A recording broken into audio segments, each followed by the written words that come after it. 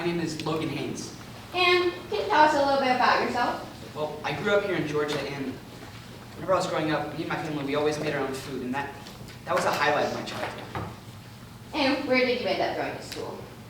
To the Culinary Institute of America. And what did you do after going to the Culinary Institute of America? Well, I decided to pursue my passions. I mean, I really love to cook, so I moved back to Miltonville to get some experience. And what happened in Miltonville? Well, I got a job at a restaurant, and I worked there for many years and gained some experience. It was an amazing time. How did you meet Zoe Torrance? I met her at a conference. And what was your impression of her? She seemed like a very bright individual. And what did you and her decide to do? Well, I admit it was rather quickly, but we just got to know each other so well, and we decided to open a business together. And how did you split this business? Well, we both agreed that 50-50 was even. Even the payments and everything? Yes, we both had to put our own funds to start the business, of course. And what did Zoe Torrance convince you to sign? She convinced me to sign a buy-sell agreement. And what did this buy-sell agreement offer? If one of us were to die, the other would receive a large sum of money. And under what circumstances does it say they have to die? Well, as long as the other person didn't do it. Now, later, what did Zoe tell you about the business? She told me it was running in the red. Objection, Your Honor. Hearsay. What's the response to your objection? The cleric that said this is dead and is the reason we are here in court today. She's unable to defend her own statements, and the witness is saying directly from what he's heard from the declarant. I'm going to allow the statement because you provided evidence that the business was running in the red. So the truthfulness of the statement, it's not being offered for the truth of the matter asserted, but you have essentially made it credible through your own evidence. Overall. Yes, sir. Let me restate my question. What did Zoe Torrance tell you? Well, I found out that the business was going in the red, which I didn't understand. I mean, there was plenty of people coming in. I thought that generated revenue. And what did you do to fix this situation? Well, since I knew nothing about finances, I decided to go to a financial conference to learn a little bit. And what did you figure out from this financial conference? I learned the ways that businesses lose money, like employees walking off with the materials that we use for cooking. And who did you meet through this conference? I met Joe Walker And what did you hire Joe Walker to do? to do a financial audit because he seemed like he knew a lot, so I decided that he could help find what's going wrong with our business. And what did he find? So he had stolen nearly $300,000 from our business. And how did you come up with a plan to fix this? Well, I later decided to do some research, and I thought that maybe I could help Zoe with her gambling addiction. And how did Zoe take to this idea? Well, at first she was reluctant, but I convinced her. Was there any reason that you would think Zoe needed to be worried for her safety? Well, yeah, she had wounds all over her neck and arms. I mean, I would assume she was scared for her safety. Objection, Your Honor. Speculation. This calls for speculation. What's the response to that? Your Honor, he is not testing to what she thinks personally. He's attesting to what he saw, the bruises and the burns, and what he can conclude from the bruises and burns. The defendant said that he was assuming that Zoe was fearing for her safety. Yes, but Assuming is Let's not talk over each other. assuming is speculation. It's not his personal knowledge. I'm going to allow it. I'm going to overrule the objection. Thank you, Your Honor.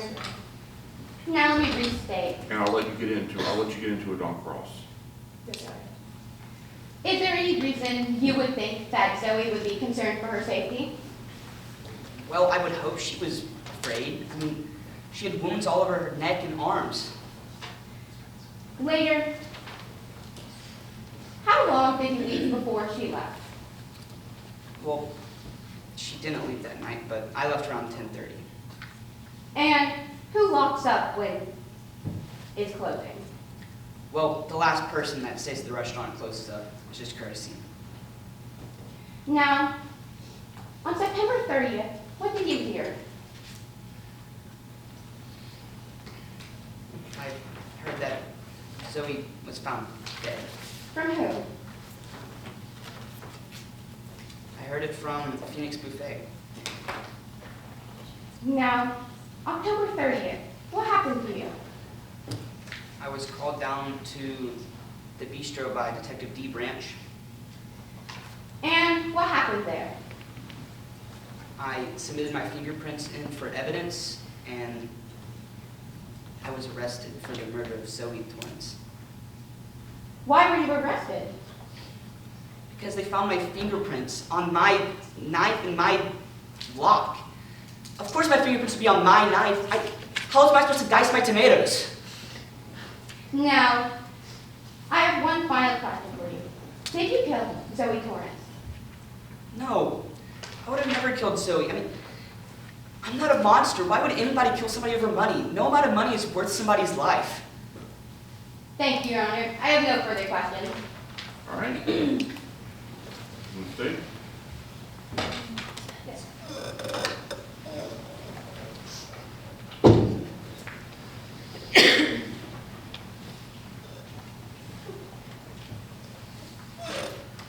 You co-own the Georgian Bistro with Zoe Torrance, correct? That is correct. And the business had been losing money despite strong sales, yes? Well, yeah, I mean, I saw plenty of customer flow, but I heard that we weren't doing so good financially. You later learned this was because of Zoe's theft, didn't you? I later did learn this, yeah. She stole over $270,000. That is how much she took. And you stated you were angry when you found this out, didn't you? Well, at first, but I knew that rage wasn't going to fix the money issue. You then confronted Zoe about it, didn't you? Well, it had to come up at some point. And you told her that you were ruined because of what she had done, right? I wasn't going to have to start all over. You said that the business would go bankrupt, yes? It would. And this meant that you would also personally go bankrupt as well, correct? Yes, I would go bankrupt. And you both were aware of the buy-sell agreement before her death, yes? I remembered that it existed. But when you signed it, you were aware of all of the details of it. Yes, Zoe did teach me about it. And this meant that you would receive $500,000 if she were to die, correct? Well, only if I didn't kill her. And you fully intend to walk away here today with $500,000 in your pocket, don't you? Well, according to the contract, I should get that money. And this would save you from personal bankruptcy, correct? That money would help me.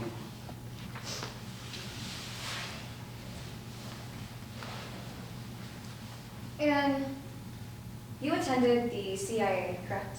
Yes, the Culinary Institute of America. And this happened for about 38 months. Around. And at this school, you learned proper health codes, correct? Yes. And this includes washing your utensils multiple times a day, correct? Yes. And you've been a restaurant owner for about 3 years, yes? Yes.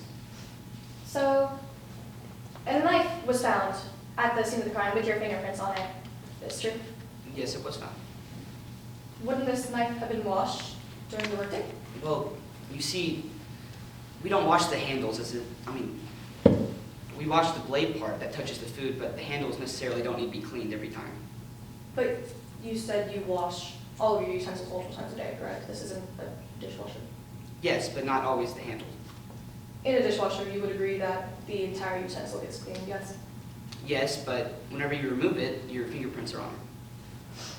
And you weren't using the utensil for any food prep, were you? Well, I was using it to dice my tomatoes. And are you aware that September 27th was a Saturday, correct? Yes.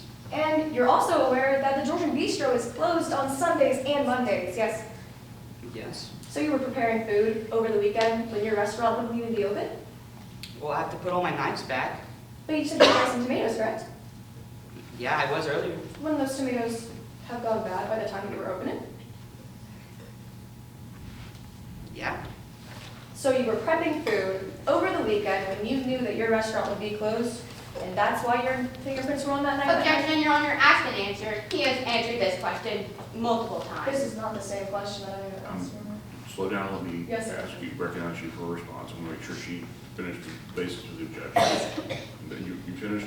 She has asked multiple times whether he has touched the handle of the knife or moved it or cut tomatoes on this certain day. She has asked these questions multiple times. It's just in a different format. This is not true, Your Honor. This is an entirely separate question from that question. I'm just getting the defendant to answer my initial question. Last word on the objection. I stand by what I said. She's got it on cross. It's very similar, but I'm going to allow this question. Yes, Your Honor. Could you restate your answer? To which question? The question on you admit that you were dicing tomatoes over the weekend when you knew your restaurant would be closed. Can I not make myself lunch? You said it was a night, correct? Yes. You had used it after the restaurant had been closed, yes? Yes. So you were making lunch for yourself. Is that your? It's my restaurant. And the padlock was found to only have your fingerprints on it, correct? I don't know why. I mean, everybody should have been using it. Yet you admit that no one else's were found, correct?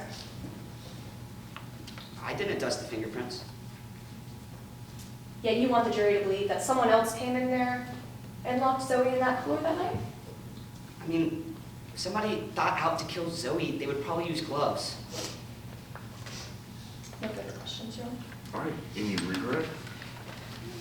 No, Your Honor. All right, may the witness be excused. Yes, Your Honor. Thank you, Your Honor. All right, next witness, defense, if you have one. We call Harper to the stand.